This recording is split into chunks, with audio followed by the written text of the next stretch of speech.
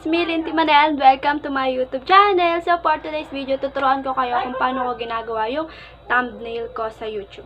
Ang dami kasi nagtatanong sa akin guys, saan ko daw ina-edit yung PixArt thumbnail. So ayun, ginawa ko siyang content para madami din makatulong sa iba na naghahanap kung paano talaga ginagawa yung thumbnail na yun. So mamaya, sabihin ko sa inyo kung anong apps yung gamit ko.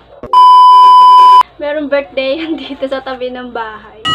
So, ayun, kain muna tayo. Meron tayo spaghetti, tapos tawag dito, gulaman, tsaka puto. Unahin natin yung puto. Harap. Ang dami nagtatanong kung saan ko ina-edit yung aking thumbnail. So, ang dali lang naman nun. Mamaya, lalagay ko dito yung screen record kung paano ko siya ina-edit. Kain muna tayo, guys.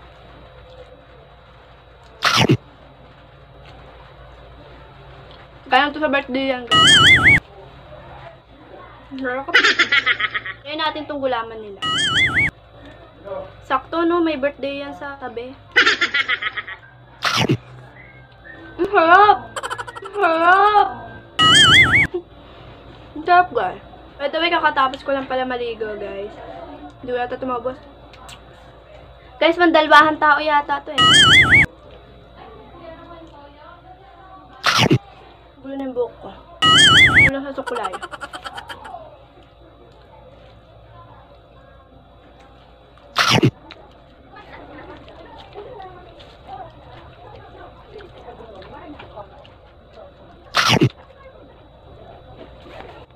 Hindi siya maubos, guys.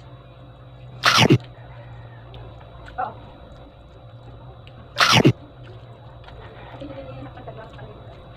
Ingay.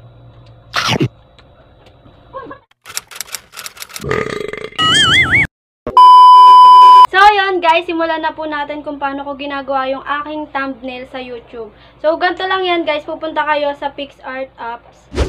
Kung wala pa kayong PixArt guys, punta kayo sa Play Store. Ka-download nyo, mag-sign up lang kayo. Pwede nyo siyang i-connect sa Facebook nyo.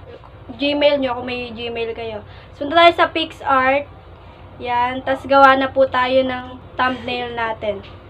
Yan, punta tayo sa plus, yon, napindot ko na. Halimbawa, ganitong kulay lang yung gagawin nyo. Yan, kulay pink. Punta lang tayo dito guys sa fit. Tapos, erase natin siya. Dito natin dalhin sa 16:9, ganun basta.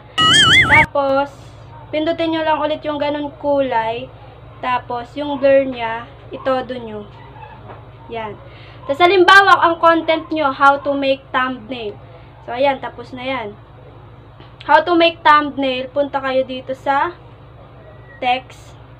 Lagay nyo lang how to make thumbnail.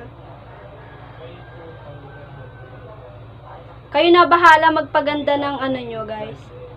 Ng inyong thumbnail. So, ganun lang po siya kadali, guys. Para sa mga nagtatanong yun, naturo ko na po sa inyo kung paano ko siya ginagawa. Sana may natutunan po kayo doon. So, yun lang po, guys. PixArt lang po yung ginagamit ko, guys. So, para sa mga susunod kong videos, please subscribe and click the notification bell para updated kayo sa susunod kong video, guys. Bye-bye!